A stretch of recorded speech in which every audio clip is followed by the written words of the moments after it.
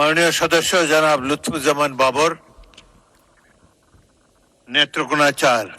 আপনার সময় 10 মিনিট। মাননীয় স্পিকার, আমি তো আজকে বক্তৃতার জন্য সময় চাইনি। মাননীয় চিফ হুইপ, এই যে তালিকা দেন,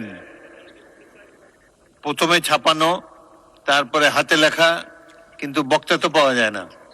মাননীয় স্পিকার, আমাদের মাননীয় সদস্যবৃন্দ সবাই আজকে যাদের তালিকা দিয়েছি তাদের সকলের সাথে কম বেশি কথা হয়েছে এবং আমার মাননীয় হুইপবৃন্দ সবার সাথে কথা বলেছেন, কথা বলেই তালিকা দেওয়া হয়েছে এবং তারা সবাই ওয়েল অ্যাওয়ার।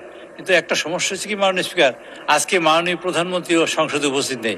মাননীয় প্রধানমন্ত্রী সংসদের প্রাণ, অ্যাকচুয়ালি উনি থাকলে সবাই তার বক্তব্য শোনাতে চায়, এই জন্য আমরা অনেক বক্তব্য পাই না।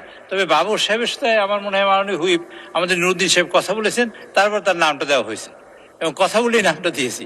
কাজে আজকে মাননীয় স্পিকার, আমি অনুরোধ করছি মাননীয় সদস্যবৃন্দ যারা আছেন তারা যদি বক্তব্য রাখেন, আমরা চেষ্টা করবো মাননীয় প্রধানমন্ত্রীর কাছে এই বক্তব্য পৌঁছে দেওয়ার জন্য, যাতে তিনি শুনতে পারেন যে আমরা কি বলেছেন আপনারা। ধন্যবাদ মাননীয় স্পিকার। জনাব লুৎফুজ্জামান বাবর, আজকে আপনি বলতে চাচ্ছেন না? আজকে আমি বলতে চাচ্ছি না, এই কথাটা সঠিক না। আমি মাননীয় হুইপ জনাব নুরুদ্দিন অপুর সাথে আমার এই ব্যাপারে কোনো কথাই হয় নাই। আচ্ছা, ঠিক আছে, আপনি বসুন, আপনাকে পরবর্তীকালে সুযোগ দেওয়া হবে।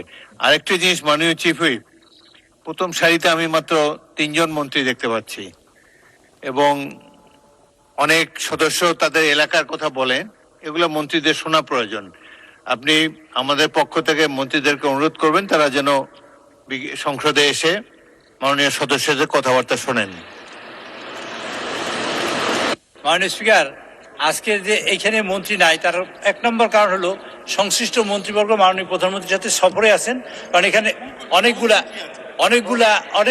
যে কয়জন নাই তা আছেন উনি ওনার সাথে, এবং অনেক ইম্পর্টেন্ট মানে যারা রাষ্ট্রীয় কাজে আছেন।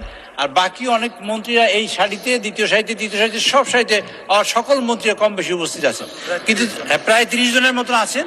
তো মাননীয় স্পিকার, আপনি যে কথা বলেছেন সেটা আমরা তাদের কাছে পৌঁছে দেবো